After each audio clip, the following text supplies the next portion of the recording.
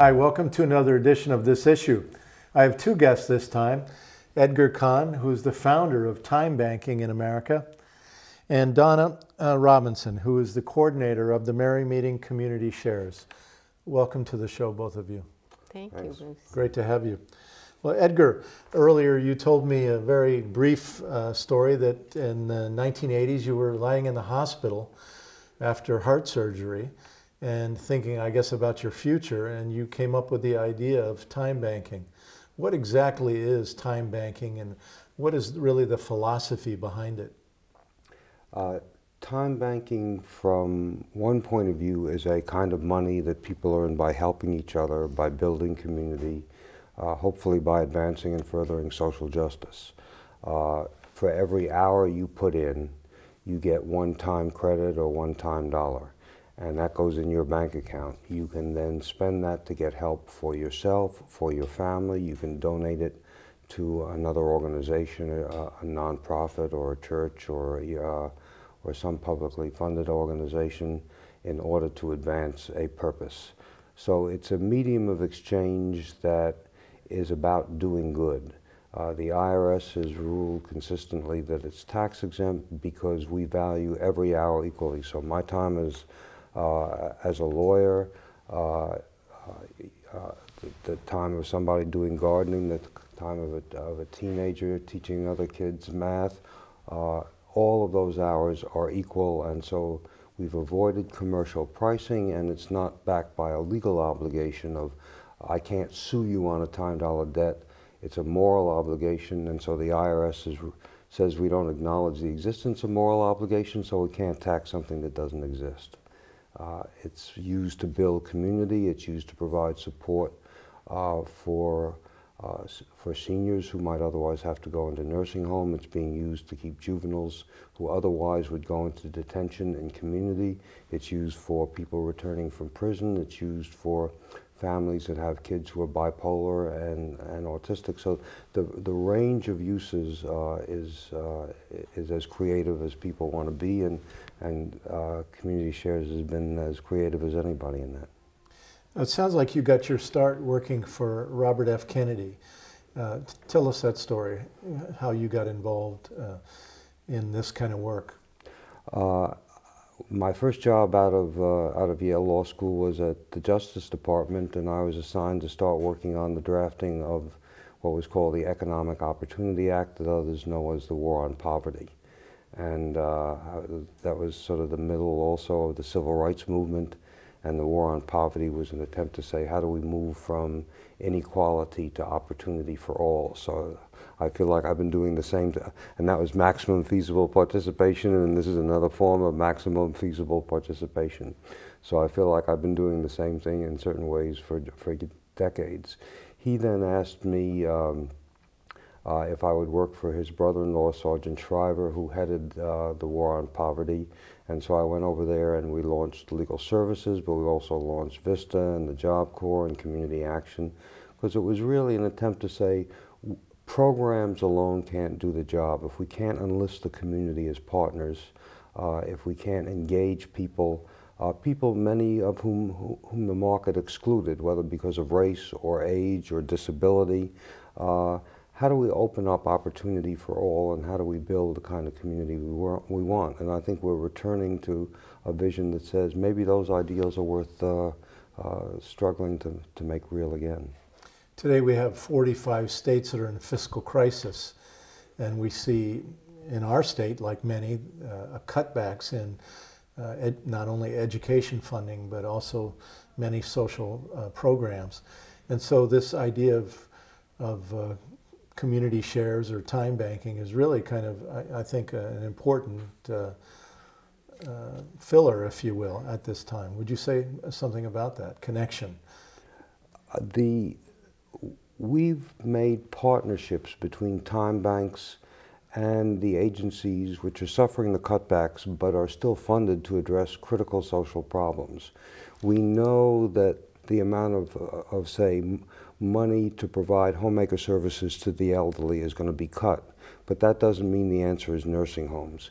We know that therefore creating an informal support system that puts a light bulb in the ceiling or digs up the ground when it's frozen so they can have a community garden, that's important, but there'll never be money for that. We know that that kids who don't reach reading grade level in 3rd grade need help because in both California and Indiana, that's what they project prison growth on. Believe it or not, and so I've taken 5th and 6th graders earning time dollars to tutor them, and lo and behold, kids learn when they can get the approval and praise of an older kid. Big discovery, but we're learning that. So, and they earn time dollars, and they've gotten recycled computers. So we're taking what would be throwaway kids, throwaway computers, and turning them into winners. The youth court that I run, the jury is all teenagers earning time dollars, and believe it or not, teenagers listen to teenagers. So we don't see a single social problem where time banking can't be used in partnership with the efforts of professionals and the efforts of government and philanthropy to really address the needs that we're going to see continuing and growing. Yeah. Donna, as the coordinator of Merrymeeting Community Shares, are you seeing a growth right now as we're hitting more of a difficult economic time? Yes, absolutely. And part of this difficult economic time is filling in those aspects that used to be known as the core economy. When I was a child, certainly in my neighborhood, people took care of one another. You know, my mother would send me over to check on an elderly neighbor, to bring flowers, and she'd pick up groceries, and my brother would do yard work. You know, people took care of one another. But of course now most families have both parents in the workplace. We've lost touch with the people in our neighborhoods, and so this is an opportunity to make those connections. So a lot of what our members do is give rides to people for follow-up medical appointments after they've been released from the hospital, or you know, do minor plumbing and electrical or errand running. Yard work. Yard work is always in big demand, That's gardening and so forth. I'm a member, and I've been called the most on yard work. Yes, yes, yeah, that's top of the charts there. And also rides to the airport, you know, because it costs a fortune to park your car at the airport. So if you had somebody drop you off and pick you up, it's really unlimited in terms of the ways that people can support one another. How do people actually become members of Merrymeeting Community Shares? Well, we have a website. The website is MMC Shares for Merrymeeting Community Shares.org. And there's all sorts of information about us available there. You can fill out an application online. We also you know, have community events where we have information available. So eventually people will find their way to me and we'll have a conversation. They fill out their application. There is a little background check involved informally in terms of people's references and so forth. Although I thought it was really amusing, we were up in Augusta yesterday where Edgar was giving the keynote address at a conference called Making Ends Meet. And he said, we welcome people into our homes just by opening the yellow pages and seeing them listed there. But there is concern about having people come into your home through an organization like this. So we do, you know, do a little checking. Then we sit down together and have a conversation about the skills that people have that they'd like to share, and the services that they would like to avail themselves of, and get them set up in the computer. There is a database that tracks all of this, and once you're a member, you have access to that database. And what is the area that Merrymeeting Community Shares serves here? Well, it's unlimited. We actually have people who are seasonal, who only participate when they're here in the warm weather. But primarily it runs from Freeport northeast to Damariscotta and west out to Durham, Bodenham, out that way. And for people listening to this show that live in other parts of Maine, excuse me, what other cities, towns in Maine do you know that have a similar program like this? There's a very strong program in Portland. It's called HEP, Our Exchange Portland. And up just a little bit north in the general Augusta area is the Mid-Maine Time Bank. And both of those are, also have websites and people can contact them. And there are others in the region as well. Yeah. How many around the nation, Edgar, are there time bank organizations? Do you know? We know of, because they've registered with us 180 in 40 states, but we're also finding out that it's popping up all over. In colleges are setting it up. We just went to a school that specializes in training probation officers in Pennsylvania, only to find out that they had their own time bank. So we're finding that the basic notion is human beings can help other human beings. We don't. there's no way you would want to try and own or put confines on that. So it's really, it spreads. It's as much a movement as it is an organization, I would say.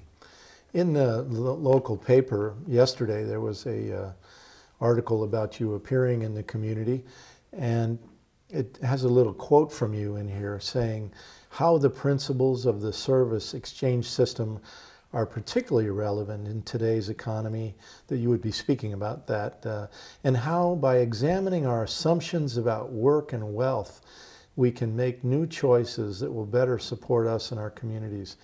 I was curious about asking you if you could explore a little bit more what you're talking about here when you say the assumptions about work and wealth. What does that mean?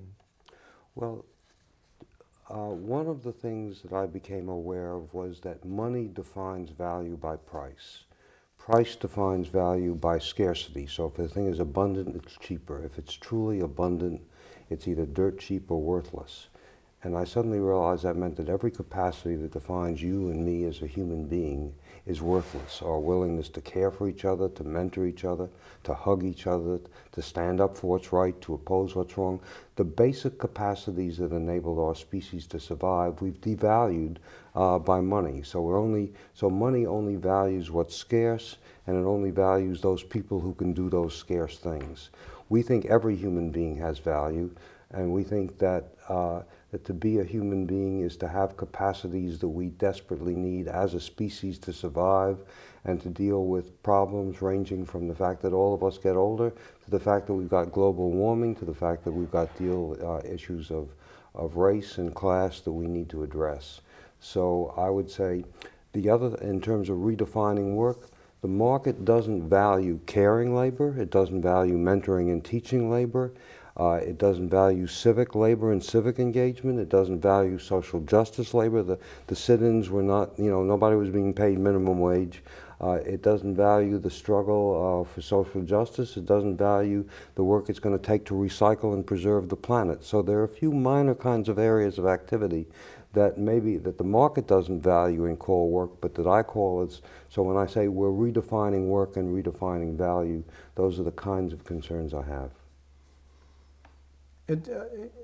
Many people say that the war on poverty that you were deeply involved in your early years was a failure, and that you really can't address social justice through government intervention. In fact, right now, I'm sure you've been following the controversies with Glenn Beck on Fox News, is saying that social justice equates to communism and Marxism.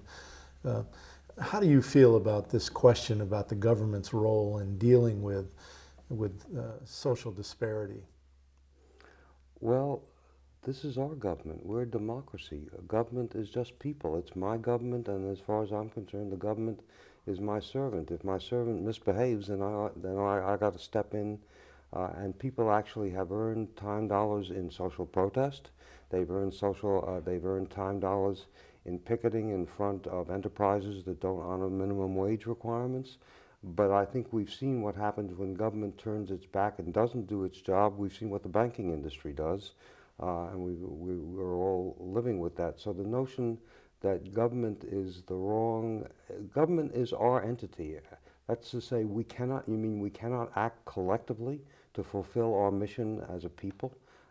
That's, to my mind, defying everything that this country was built on. We wouldn't have a government if people didn't rise up and say, we need a government and we need to stand up against England. We need to stand up against tyranny. To the best of my knowledge, this government fought World War II. It fought for some rather important, and it's now struggling to do all kinds of remarkable things around the world. So to demonize government is to prey on people's fear, and it's to appeal to their fears and to make them as scared as possible. I don't act To what end? I think it's entirely a struggle around political power. Every time, frankly, the right wing, from my point of view, has gotten power, they've made government bigger, and they've used governmental power to make the rich richer and the poor poorer. And I don't think that's the best use of government. But they have a track record of building a bigger government and using government to extract money from those who have least. That's. Donna, would you like to comment on this at all? Well, Not that I have any opinions, really. No. And please keep your opinions to yourself, will you? The basis of all this is really personal responsibility, and I think that when we take responsibility for providing ourselves with what we need, whether it is engaging governmental issues or stepping around them and making things happen on our own, that's a lot of what we're doing here. Because by redefining wealth, we're coming not from the monetary model that Edgar was speaking of earlier, which is so limiting and divisive, but is a model of abundance.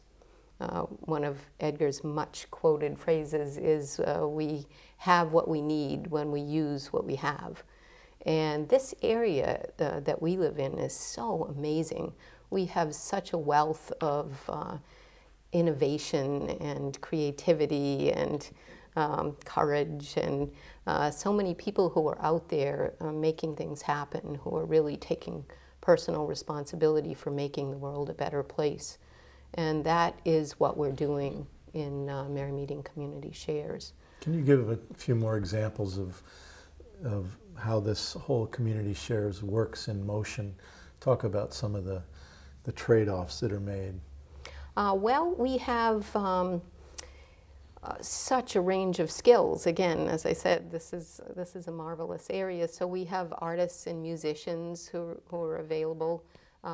As a matter of fact, just a little aside on that, one of our board members had her entire wedding paid for in time dollars, if you will, because, you know, there are people who'll bake the cake and make the dress and play the music and arrange the flowers and cater the food. We have all of those skills available. And so people accomplish the entire process of moving by using the shares that are available through the community. So what if you wanted something done like a wedding, but you didn't have enough shares in the bank? Aha. How does that work? Well, you can go into debt because, as Edgar pointed out earlier, this is a moral contract that we're making with one another. And so if I need something and I don't have enough time banked, I can, you know, just get my needs met, and then I'll set about, because I'm a responsible person, to make sure that I help out some other people and fill in that. Is there any interest that comes along with it? No interest. No interest. No. So but no, it's very no interest interesting because it's a great way to meet new people and make new friends. Yeah. So we have people who, as I said, will, you know, do moving, all sorts of artistic things. We have people who help with computers, set up websites, do troubleshooting, technologically. We have a few people who do minor plumbing and electrical, auto repair, lots of writers and editors, and Yeah, but I'd also stress the community is more than individual transactions. It's group events, it's potlucks, it's projects, it's birthday parties. So that one of the things that really, I think, powers time banking are those gatherings that come usually once a month. Most programs have some way in which people get to know each other. So it's more that it's not just I have a need and can I do it in this way, but it's really how do we work together as a community, whether it's to beautify or deal with a problem or celebrate. absolutely. You have those too. Yes, Mm-hmm. yes. So Edgar, right now you're on a kind of a tour around Maine, visiting various communities, and what is the goal of your tour right now? Well, I was impressed when the university decided that they would host an event, because I think that in one way this is a very old-fashioned set of ideas that we all can help each other. It's the barn-raising tradition. But I think we've lost sight of it because the recession and our fixation on money has us really scared and limiting in what we can do. But I think there's enormous energy for change. I read a book on happiness, and it said economics works on one system and happiness works on another. Economics works on optimizing the return on every transaction, and happiness works on something called commitment. And I think we need some commitment. With money, you chase it wherever it is. So you trade up ball games and you trade up ball teams. But I don't think you trade up families, and I don't think you trade up children, and I don't think you trade up communities. If you're going to really build, you need to sink roots and make commitment. And I think time banking is about reawakening that need to make commitment, to sink roots, and to really build. I guess ever since 9/11, I have asked myself only two questions. One is, why am I here? And the second is, what kind of a world do I want to try and leave behind? And if every day, particularly since after the heart attack, I feel grateful that I've been given a chance, and maybe I can earn one more day extension if I can make a difference in somebody's life. So those to me are the questions that I think time banking is really about, trying to say, here's at least a tool that one can use to begin answering those questions. Very well said. Donna, let's talk a bit more just about the mechanics of Merrymeeting Community Shares. Give the website again, if you would. And again, someone might have just tuned in. Talk about how people actually go about becoming involved. Mm-hmm. Just to pick up where Edgar was speaking of community building, we have on the third Friday of every month, we have a contra dance in Bath that's sponsored by Merrymeeting Community Shares. It's absolutely community in action, and we always have applications available there. I'm there, other representatives that we can reach out and have a conversation that will lead to membership. People can go to our website, which is MMC Shares, for Merrymeeting Community Shares.org, and everything is explained in terms of the process of going through there. We also have a phone number, 207-710-0373. Say that again. 710-0373, and you know, I can put people in touch with the process from there. Is there a fee to join? There is no fee to join. We do have an annual campaign where we ask people to give if and what they can, but there is no fee involved. It's open to everyone. We welcome everyone in the community. Your job is to essentially kind of administrate this whole thing. Are you the only staff person? I am, yes. Yeah. And but people could probably help you as sort of office assistants and use that as a way to gather some time banking hours, right? That's essential. We couldn't operate without the membership. So they're available to provide food for events like this evening's event, Redefining Work, Redefining Wealth, with Edgar Cahn. And making phone calls, doing setup and cleanup for various events. Yeah, most programs have a kind of, sometimes they call it a kitchen cabinet of people who take on different roles, because if everything rests on one person, it's an overload. But you can delegate who explains this to people, who reaches out to other organizations, who sets up special events, who sets up things for kids, who does the computer inputting of the data. So all of those roles can be delegated, and I think most time banks have figured out different ways in which they can be delegated. Right, and we do have a webmaster, and we have various committees, and we are a nonprofit. We're incorporated in the state of Maine, so we have a board of directors, and those people are helpful as well. And you're willing to go out and speak to any group, I imagine, about this at any time. Absolutely. And they can reach you through the website, which is www.mmcshares.org. But we have just a few minutes left. Edgar, why don't you, kind of as a wrap-up, give us a couple-minute pitch, if you would, to once again give us the broad philosophical sense of what this whole time banking idea is about and why it's important to us, especially in these times where our economy is in a crisis. I think all of us have domains of value that we know are too important to allow to market price to define them. It may be our children and our loved ones, it may be our community, it may be patriotism, it may be the environment, it may be social justice, it may be democracy. But we all know there are things we care about that we should not give a price to, that are beyond price. And I think those are the areas where the activity, the energy, and the work that it takes to build the kind of world we want is going to require everybody. I saw a 5-year-old go up to a former gang leader after we had negotiated a truce, and she said to him, "We have trash cans here and we use them." She was earning, which is not a job I would willingly undertake, but she was earning time dollars because she wanted to earn dance lessons. I remember in West Virginia, a veteran had come back, and we've got veterans coming back who really need a new family and a new way of entry. And this woman in a wheelchair said, "I help him do his job." And I turned to him, and he looked like a weightlifter. Well, you're helping him? He said, "Yeah, I came back scared of people, and the job I could get was training seeing eye dogs.